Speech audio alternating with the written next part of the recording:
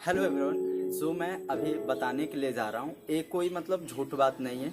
ये मेरे साथ हुआ है, मैं उसी को बताने के लिए जा रहा हूँ आपको कि मैंने कैसे सीटेट का पेपर 1 में मैंने 120 स्कोर किया। एक्चुअली में अगर सच बोला जाए तो मुझे एग्ज़ाम देने जाने का भी मन नहीं था। उसके पीछे का रीज़न क्या है, सिंपल सा बात है, क्योंकि मेरा बिहार पुलिस का रिटेन हो गया था। और रिटेन होने के बाद आप सभी को पता है कि जैसे बिहार पुलिस में रिटेन होने के बाद क्या होता है, फिजिकल होता है, और फिजिकल होता है उसका मार्क्स जुड़ता है।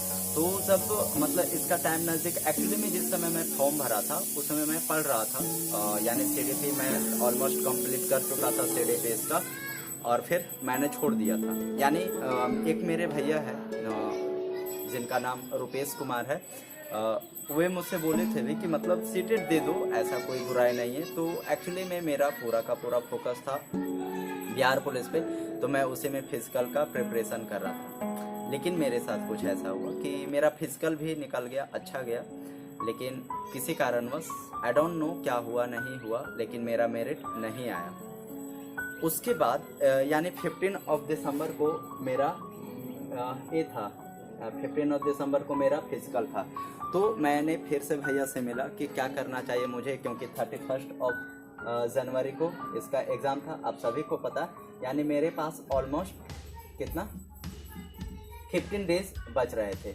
तो वे बोले कि देखो एग्ज़ाम सीटेट निकलना नहीं निकलना वो बात का बात है, लेकिन फिर भी लगो।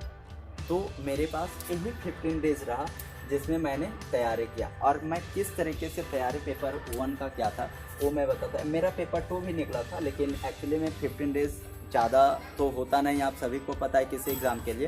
तो पेपर 2 में मेरा 97 मार्क्स ही आया है। तो मैं इस बार मैं भी पेपर 2 का एग्ज़ाम दूंगा और पेपर 1 का नहीं दे रहा। तो मैंने क्या किया कि सबसे पहले कि मैं उस सेक्शन को चूज़ किया जो मेरा वीक था, और जिसमें क्या कि मैथ मेरा ठीक ठाक ही था, जिसमें मतलब जब भी मैं कभी सेट बनाता था तो 15 आउट ऑफ 15 ही स्कोर करता था पेपर 1 में। पेपर 2 में एक आव गलती हो जाता था कभी कभी, लेकिन ऑलमोस्ट उसमें भी वही। पेपर 2 में मेरा 20 में से 16 मार्क्स है और इसमें 15 आउट ऑफ 15 है।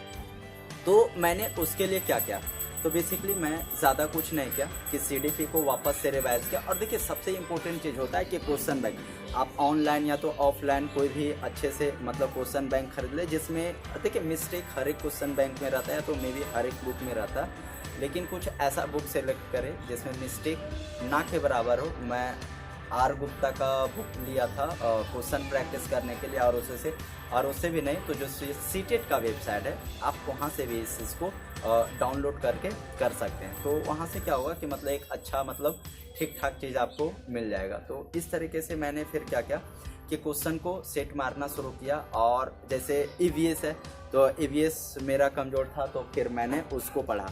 और एक मिस्टेक क्या हुआ मेरे से कि मुझे लगा कि और जो एग्ज़ाम होता है उसी तरीके से इंग्लिश इसमें भी रहेगा, लेकिन था तो उसी तरीके से, लेकिन प्रैक्टिस मैंने नहीं किया था। यानी इसमें जो पैसेज होता है पैसेज का प्रैक्टिस नहीं किया था। तो एक्चुअली में बहुत कम भी नहीं है, ठीक ठाक है। आपको जो मतलब मैं अपना मार्कशीट भी डाल दूंगा इस वीडियो में, आप देख लेंगे। ये मेरा मार्कशीट है, तो आप उससे यहाँ पता लग जाएगा कि क्या मार्क्स है। तो मैंने क्या किया कि हर एक चीज़ों को बारीकी से देखा, और जो सेक्शन मेरा बहुत ज़्यादा कमज़ोर था उस पर मैंने विशेष ध्यान दिया कि ताकि वो मिस्टेक दोबारा ना हो। क्योंकि एग्ज़ाम में सबसे पहला चीज़ होता है कि आप टाइम और एक्यूरेसी यानी स्पीड भी होना आपका बहुत ज़रूरी है। क्यों, आप कुछ भी अगर सोल्व कर रहे हो तो सबके लिए एक टाइम फिक्स करना है। जैसे मान के रखें अगर पेडागोजी है,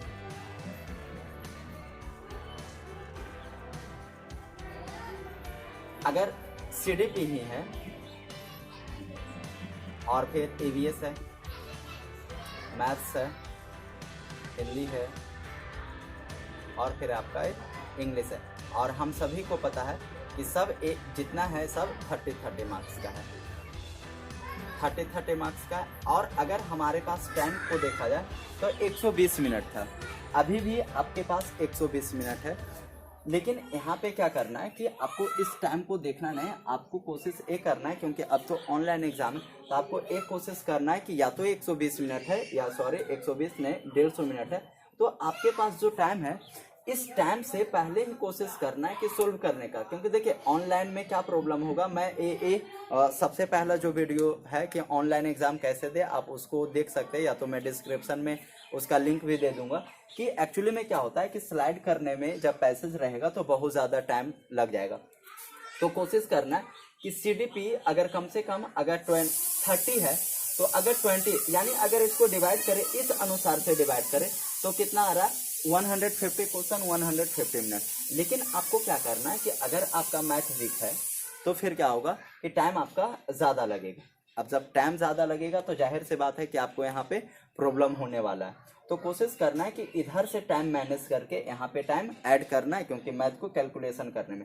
अब जैसे जिनके पास टाइम कम है और वो अब पढ़ना शुरू कर रहे हैं, तो मैं तो एक ही बात कहूँगा कि हिंदी और इंग्लिश का ग्रामर पे बहुत ही कम ध्यान दिया जाए। क्योंकि देखिए जब कहने का मतलब आप इतना दिन से पढ़ रहे हैं और आपको बेसिक हिंदी और बेसिक इंग्लिश का अगर ग्रामर भी रॉन्ग होता है, यानी हिंदी व्याकरण और इंग्लिश ग्रामर का अगर क्वेश्चन रॉन्ग होता है तो फिर पता नहीं। और ऐसे भी बहुत ज़्यादा नहीं रहता, हार्डली हिंदी में 2-3 रहता है और इंग्लिश में भी 2-3 रहता है। किसमें, जैसे इसका क्या होता है 15-15 होता है और इसमें भी क्या होता है 15-15 होता है, यानी 15 पैडागोजी और इसमें भी 15 पैडागोजी और फिर 15 कंटेंट पैसेज और 15 पैसेज, जिसमें इसमें कितना पैसेज आपको मिलता है 7 + 8 2 और 2-2 पैसेज मिलता है। तो यही 2-2 पैसेज में 2 या 3 मार्क्स क्या होता है आपके पास ग्रामर का होता है। तो सपोज अगर ये मान लिया जाए कि दोनों में मिला के 5 नहीं, अगर 6 मार्क्स का क्या आता है, ये 6 मार्क्स का ग्रामर होता है। तो क्या आप 6 मार्क्स का ग्रामर के लिए पूरा हिंदी और इंग्लिश का ग्रामर पढ़ेंगे इतना कम समय में? आई डोंट थिंक कि आप पढ़ेंगे। उससे अच्छा आप CD पे पूरा ध्यान दीजिए, पूरा फोकस। और अगर आप CD पे अच्छे तरीके से कमांड करते हैं तो आपका EVS का पैडागोजी में भी, मैथ का भी पैडागोजी और हिंदी और इंग्लिश हर एक का पैडागोजी में आपको काम देगा। अगर इसकी जगह संस्कृत है तो संस्कृत में भी वो आपको काम ही देगा। तो अगर आप इस तरीके से सीक्वेंस बना के एक टारगेट लेकर करते हैं तो आई थिंक ये काम आसानी से हो सकता है। और मैं तो फिर यही कहूँगा कि जो सेक्शन आपका वीक है उसमें काम करें, बाकी मैथ के लिए आप हमारे साथ बने रह सकते हैं। तो फिर मिलेंगे हम लोग अगले वीडियो में, तब तक के लिए जय हिंद जय भारत।